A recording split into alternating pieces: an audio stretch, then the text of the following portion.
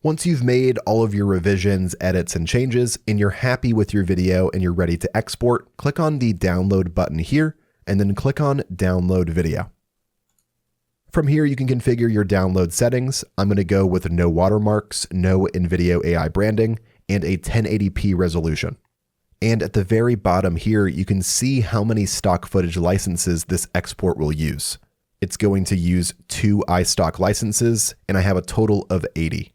When you're happy with your settings and you're ready to export, click on Continue at the bottom. And now InVideo will export your video. And once the video is ready, I can choose to share it with others by clicking on the Share button seen here, or I can choose to download the video to my computer by clicking on the Download button.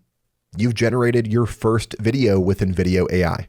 This is an incredibly powerful tool that allows anyone to become a video editor. You don't have to rely on technical skills or software, you truly just have to use your imagination.